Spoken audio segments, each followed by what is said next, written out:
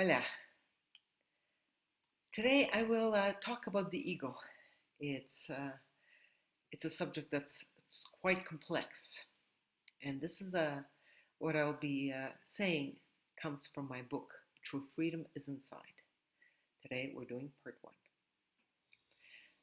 When I become conscious, I become aware, and this awareness is what triggers action.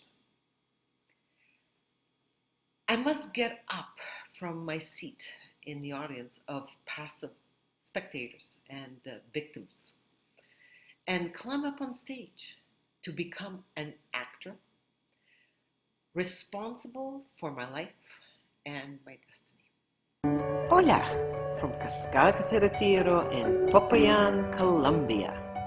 With the present great world confusion, I wish to do my part to accelerate the evolution of human consciousness. Please help by subscribing and sharing these videos. Thank you. My conscience starts making contact with my inner true self, my soul. However, in order to achieve this contact, there has to be mental silence. I must get away from the noise of everyday life, and that's not easy to do. I must only listen to my soul. And this is not easy because of my many egoic personalities. This is the bus representing the human body and the many egoic personalities inside. At any particular time, somebody takes control of the steering wheel, but the soul sits in the back, quietly in the back, and she will not take the steering wheel until I tell her to do so. And since I don't even know that soul's there, I never tell her to take control of the steering wheel, and all these ego personalities constantly fight over who will take control of this body. My egoic personalities disguise themselves very effectively, and I have no idea. They pretend to be my soul. And I think I'm being guided by my soul, but I'm not. I'm being guided by these egoic personalities that are constantly controlling my body. So I must use discernment and be very vigilant at all times. And yet I know that I will continue to fail regularly. I recognize that my ego has been lying to me all along, and yet even now, I continue to lie to myself. Up until now, I have unconsciously always sold my soul to satisfy my ego.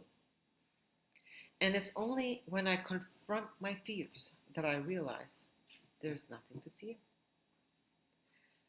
My jail experience created a lot of fear, and yet it helped me to face my fears one at a time.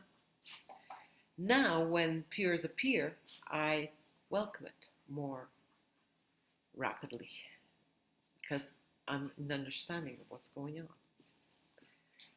Once I identify a fear, I can deal with it and try to discard it, try to deal with it and get rid of this particular ego personality that's relating to that fear.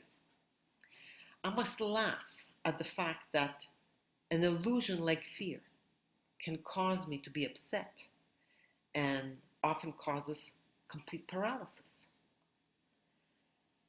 Once I recognize that I'm afraid, I can then proceed to demystify and unmask my fear.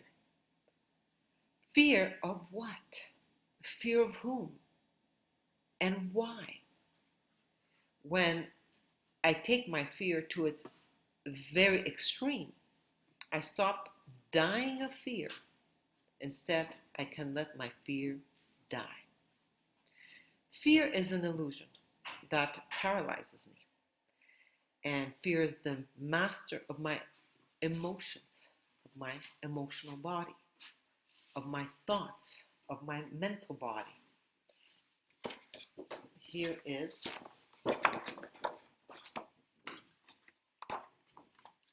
are a representation of the three bodies.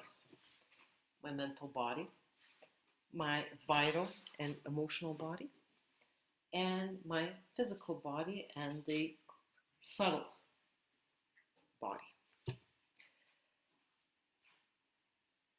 So I must make a choice. I must make a decision. And there's always a good reason for not making a choice, not taking action, not taking a position. It's crazy what tricks the ego mind plays on me. And when I say I don't have a choice, I'm renouncing my human condition.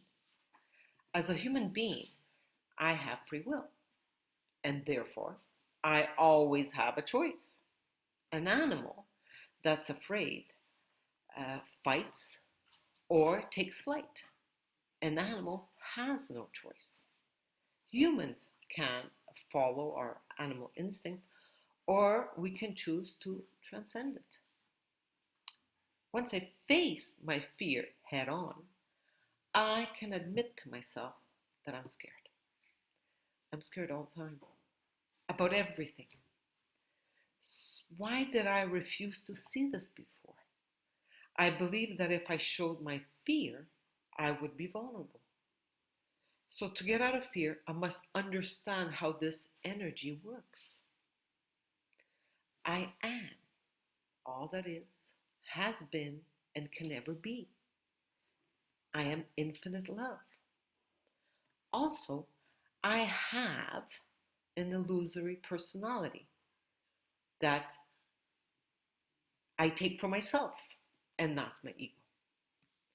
This false me blocks the energy of infinite love and creates a shadow. The shadow darkens my consciousness and stops me from seeing who I really am, infinite love. Because all of my life, I believe that this shadow, this false me, is really me. So from birth to death, I constantly live in fear. Every time an unpleasant event happens, an invisible veil wraps itself around me and becomes an integral part of my illusory personality. So I'm eventually covered with a solid coating because all these veils, one on top of the other, create a solid coating around each cell of my body and my whole body, my physical, my vital, and my mental. In reality, under all this coating is infinite love, the true me. It is inside of me, imprinted in my three bodies, but it's also outside in everything that surrounds me. The veils of egoic fears that cover my body stop me from vibrating because everything is vibration, everything is energy, and I can't vibrate at the frequency of pure love because of all these coverings that constrict me and constrict every cell of my body. So I can't live each moment of my daily life as an infinite love being. I know that life will always give me whatever experience is most helpful for the evolution of my consciousness. So how do I know the experience which I am living is the experience is the one that I need? For instance, why am I in Colombia? Why am I living in Colombia? It is because this is the experience that I need. It's that simple. I'm here because this is what I need. So is it wrong to be proud of possessions or to feel jealousy towards those that have more than me. It's neither good nor bad. It's ego, and it's unconscious. It's unconsciousness. I am unconscious as long as I don't know who I am. And so when I start to observe the ego in me, I start to move beyond the ego. I must not take my ego too seriously. I face the ego personalities. I need to face each ego personality, and here's a different representation of all of my ego personalities. When I detect my egoic behavior, I smile and I laugh at myself. I ask myself, how is it possible that this force of unconsciousness has controlled humanity for so long? Ego is impersonal. It is not me. It is only ego. Ego exists to ensure the survival of this physical body. So now I understand its temporary role. Renouncing all possessions, as has been a practice, a spiritual practice mostly in the East, is the renunciation itself of all my possession will not automatically free me of the ego. The ego will do everything to ensure survival. It will always find something to identify with.